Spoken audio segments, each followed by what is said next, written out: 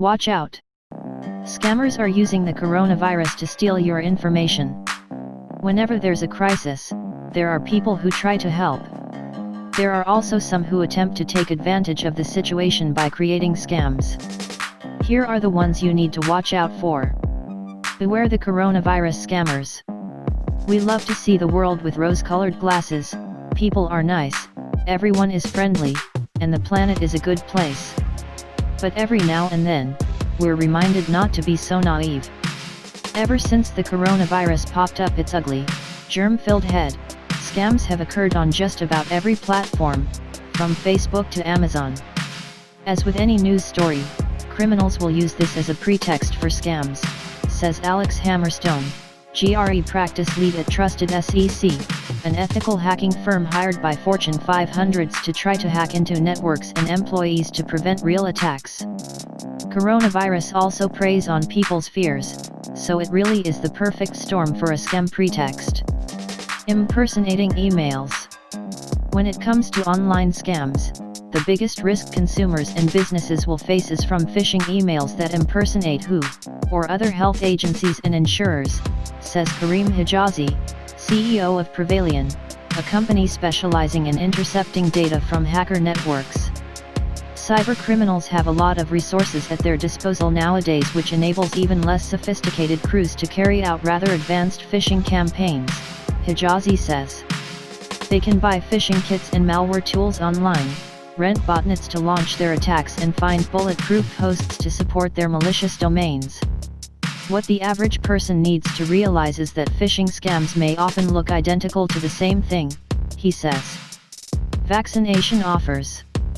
Now's the time that you may see ads offering prevention, treatment, or cures for the coronavirus. Sounds too good to be true? It is. And if there's a really big medical breakthrough, the last place you'll hear about it is via an ad sent to your inbox in the form of a sales pitch. Consumers should look at the return path in the email to see where it really originates from, Hijazi says.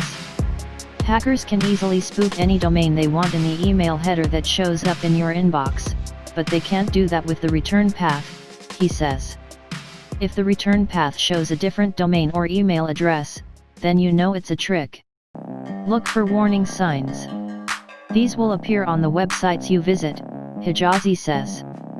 Criminals often use a technique called combo squatting to create malicious websites that may appear to be a legitimate domain, he says.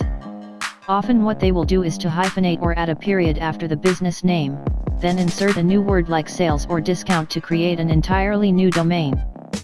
For example, bigboxderetailer.com could be hyphenated to bigboxretailer-deals.com. To the average person, that will appear to be the real website of Big Box Retailer, when in actuality, it is an entirely separate domain controlled by the hacker, Hijazi says. If companies don't register all the combinations and variations that can be created from their website domains, they leave their customers exposed to this type of scam. Hijazi suggests checking the HOI registration of a website to verify the real owner. Don't respond right away. Scammers depend on you reacting before you can carefully consider things, Hammerstone says.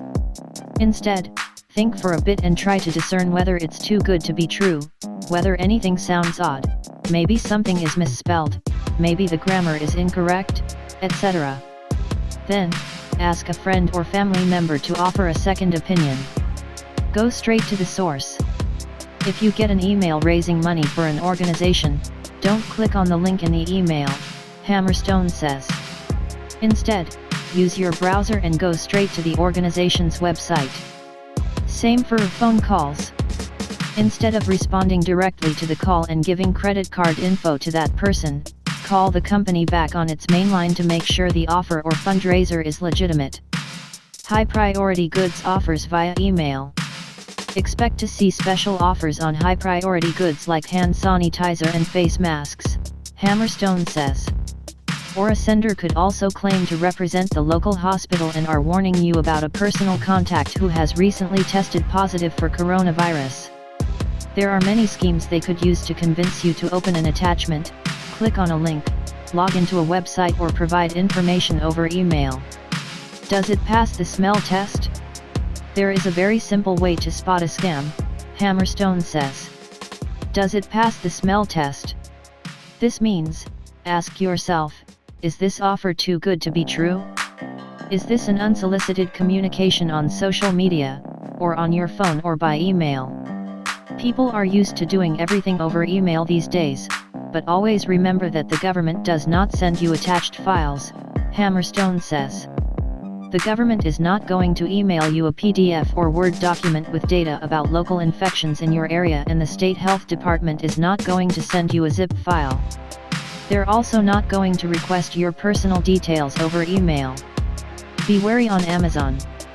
With Amazon's site, it's often difficult to tell who the seller is, Hammerstone says. This gives every seller a certain amount of legitimacy, and it becomes harder for the buyer to tell whether or not they should be concerned, which is why it's very important to check on who the seller is. On Amazon, there are 2 points of data: the maker of the product and the company or person who is actually selling it to you. The seller is listed right under the Buy Now button. Click on the seller's link and check out their Amazon page. Ideally, you want to stick with third-party sellers who have been active on Amazon for a long time, have a large number of positive reviews, and there is consistency in their offerings, Hammerstone says. You should also try to avoid buying important items like medical devices from third-party sellers who don't appear to have much experience in the medical field. The safest bet is to stick with items that are labeled shipped and sold by Amazon.com.